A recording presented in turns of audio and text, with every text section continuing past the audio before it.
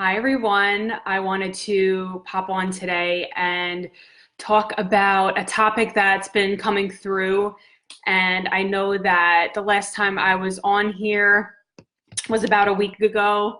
And I'm really just tuning into what everybody needs. And I'm coming on to these Facebook Lives whenever I feel really called and pulled to do that. So, it's kind of, I'm not going to be operating on a schedule. So just in case you have been following me for a while, you might have seen I was doing, Mondays at 2, and now I'm really just letting go a little bit more and trusting that whenever spirit, the divine, God wants me to channel something, that's when I'm going to be popping on here. So with that being said, I am just so excited to have you here with me today, as this is being downloaded through me to really express a deeper level of the idea, the concept that self-care is not selfish, right? And we hear that all the time.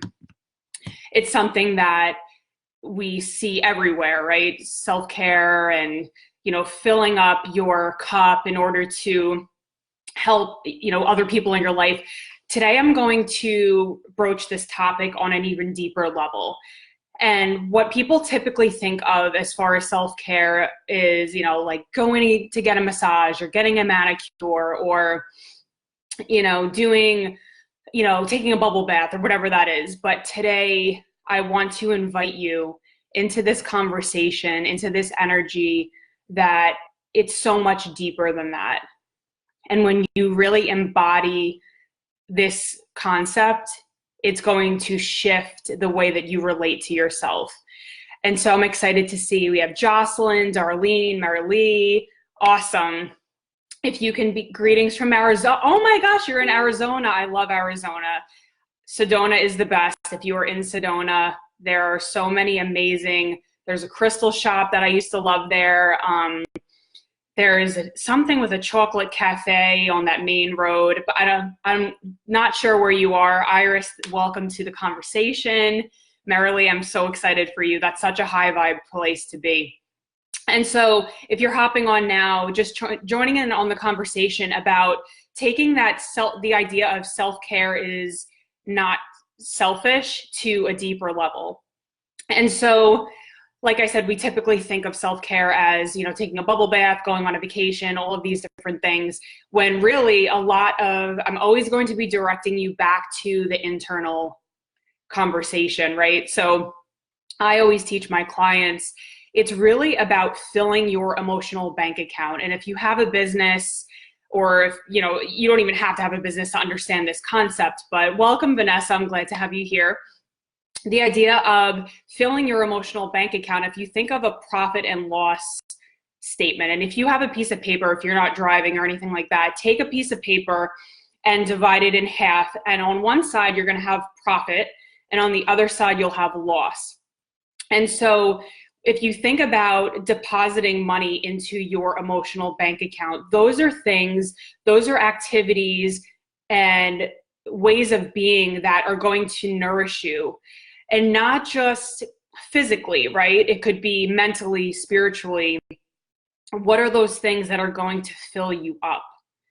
And on the loss side, things or behaviors that deplete you. And so when you start to look at this from that deeper perspective of, it's not just about the physical surface things. I mean, that's a huge part of it, right? It helps you feel better. It gets your energy moving. But what are those soul nourishing activities that fill you up?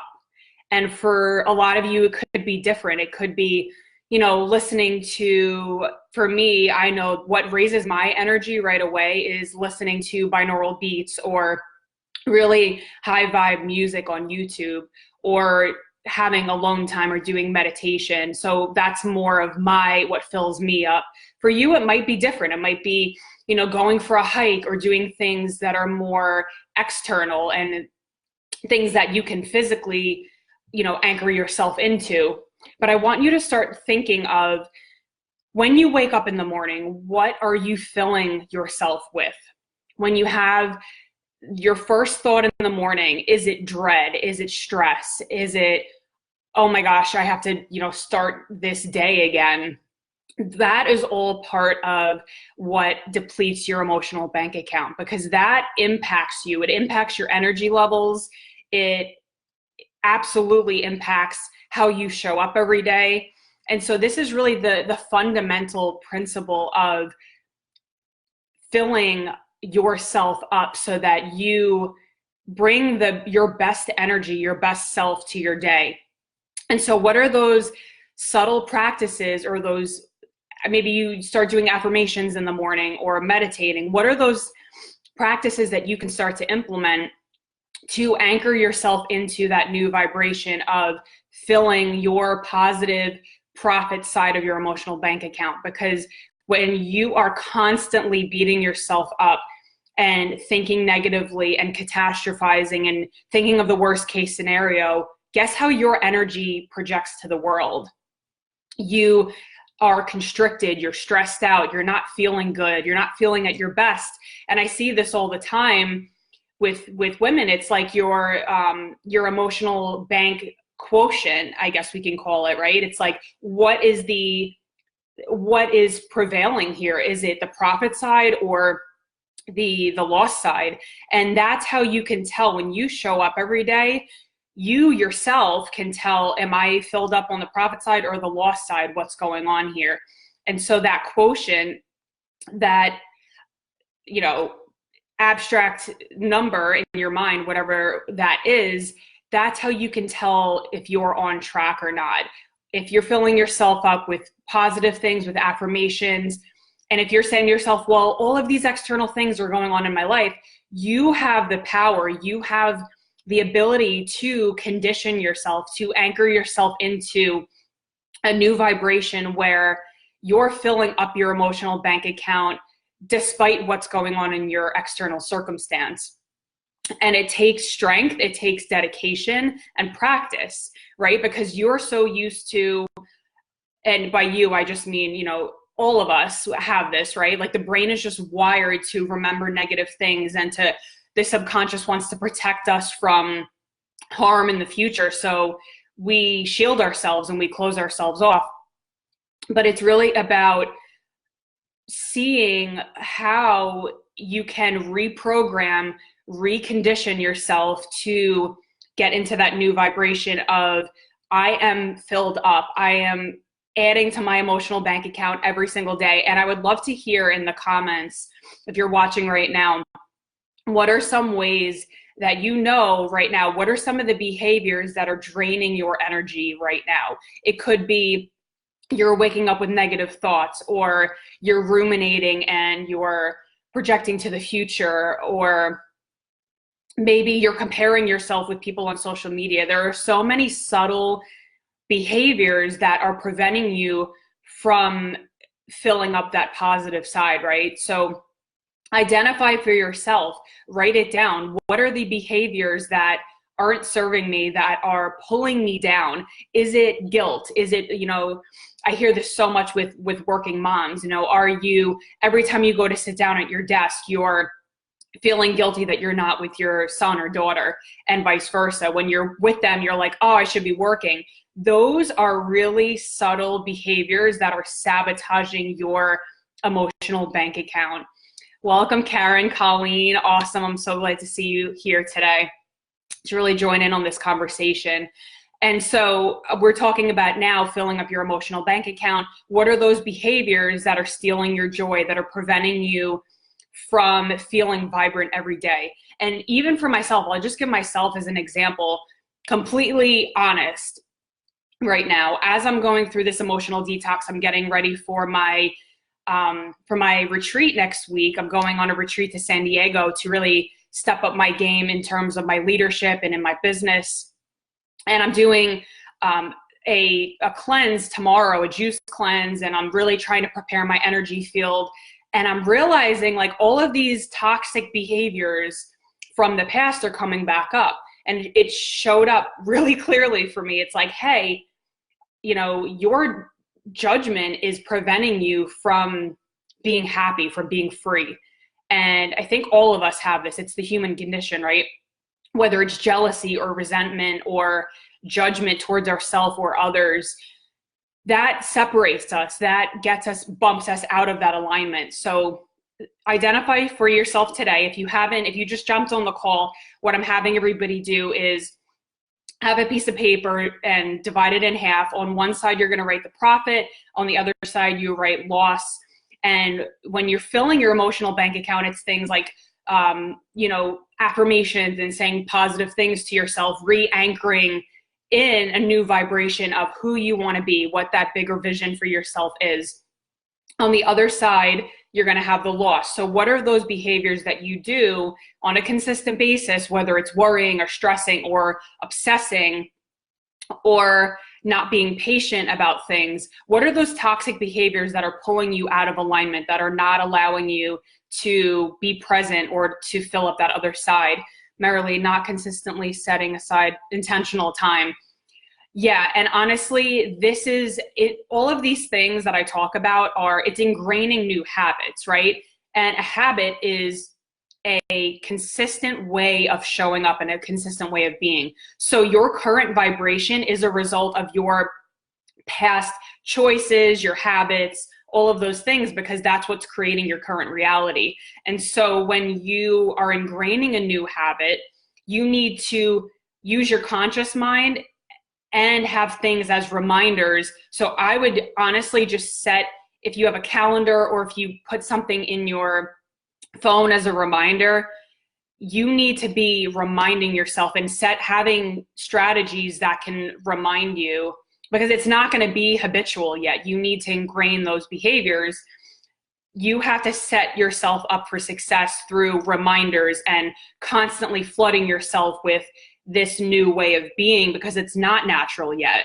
And you do that through creating these daily practices. And that's really where I start off with all of my clients, is really getting them set up with what are those habits that are going to be with you every single day, so that you're consistently pivoting and changing to add more to that profit side and releasing a lot of those toxic habits, those ways of being that aren't working for you. Because depending on what it is that your goal is, you're going to need to release some things, right? Because where you are right now, if you're not where you want to be, you need to let go of the things that are holding you back. And we don't always know what that is. And that's why, the work that I do with coaching is so important, because I can identify, I can see, I can feel intuitively what that resistance is. So we can work on, okay, this is what's blocking you. You may not even see it. So this is what we're going to work on letting go of. Consciously, you might be aware of, hey, I know that I do this. I know that I ruminate and worry and X, Y, Z. But coaching is allowing you to release those patterns that you may not even know are running in the background. And that's why I do this work too. Like, I'm going to this retreat. I know there's more for me to release to get to that next level, because I want to make a huge impact on people. I know that I still have patterns of judgment and control and all of those things that are running my life. No judgment. It is what it is. It's how we were programmed, how we were raised, all of the experiences that we've had. But this process of transformation is so powerful, because it allows the person that you're coaching with to see what's blocking you and help you to release it.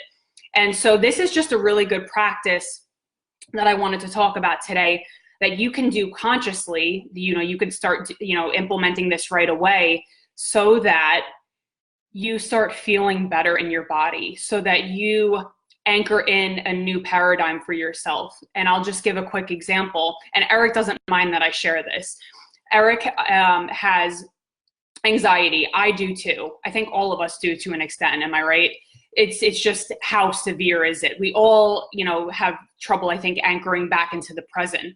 And so he has a lot of things that get in the way of his success. He's trying to, move up in his job and different things. And he keeps beating himself up internally. And so I said to him this same exact thing. I'm like, Eric, you need to be anchoring in a new story, a new vibration, a new energy about how you see yourself, because your self-image, it internally is going to project everything externally in your world. So if you don't believe you're worthy, you're never going to look for that job or reach for a new opportunity. It all really starts with these internal things. And so I ask you today to identify some of those conscious habits that you know are sabotaging you. Put that on the lost side. Add in what are some of the things that you can do every single day. Set a timer, put it in your calendar, even if it's 5 minutes a day. Have that time that you dedicate to filling that emotional bank account. And it needs to be consistent. You can't just do it one time and be like, I'm done. You know, like, where's my money? You know, Santa Claus is not going to drop out of the chimney with like everything that you want.